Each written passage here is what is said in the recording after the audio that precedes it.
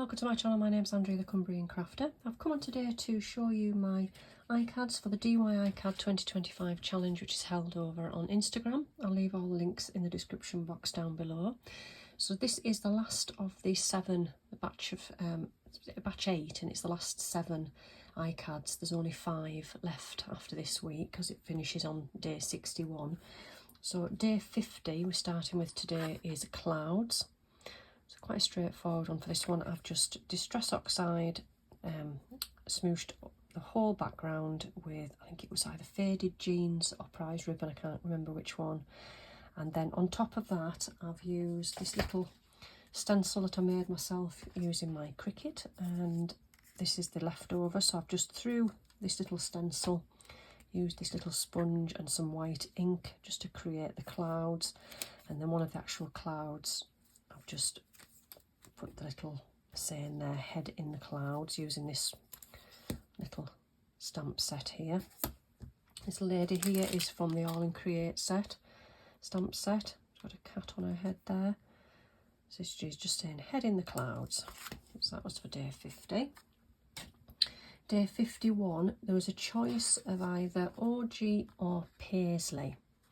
I think orgy is just like a curved shape, something similar to paisley, but so I've kind of gone with this floral doodle and coloured that in. I've actually done it on some cream card rather than white. I just didn't want it to stand out too much in the background. I've just added some white highlights using this pen, the Uniball Signo. So that was for that one. And then gyroscope is day 51.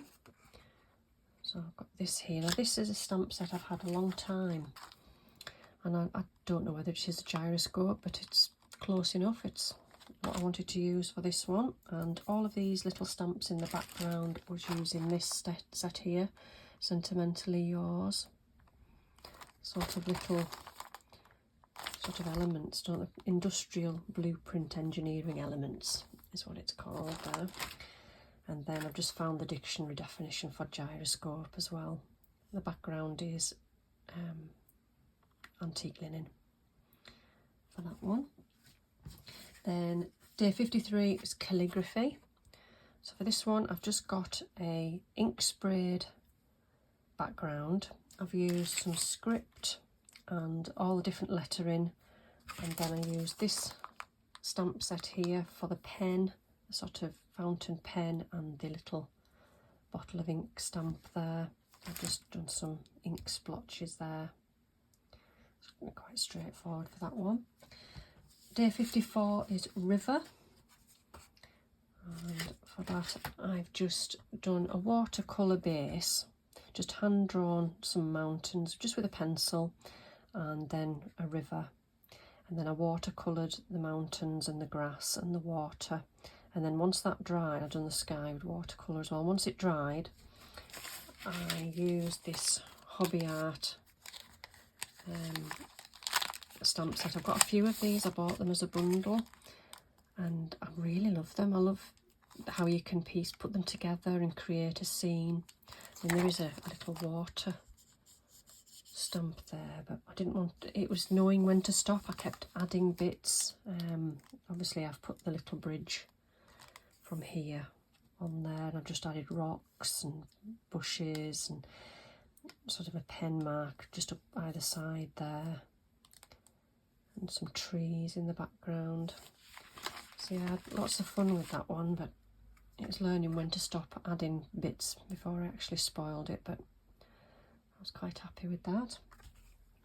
And then day 55 we had the choice of clover leaf or roundabout, and I've just gone with a clover leaf. I've just hand drawn the 4-leaf clover and then used some watercolour to paint that, and then I fussy cut it out and I've stuck it down onto a background that I've been waiting to use. It was a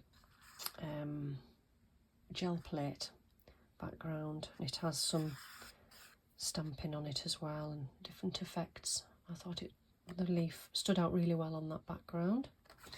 And then last today we have day 56, and it is cactus. So a similar colour background, but this is an embossing folder.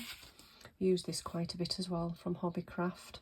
Just thought the colouring, the nice browns and oranges, sort of reminded me of sort of where you would see the cactus in sort of Mexico in the desert, and I just printed out a cactus off my Cricut so I got the right shape, and then I've just used my Posca pens to colour that in. I've put some glossy accents on the little spiky bits, and then put a couple of flowers with a glittery centre on there. And that's my iCads for this week.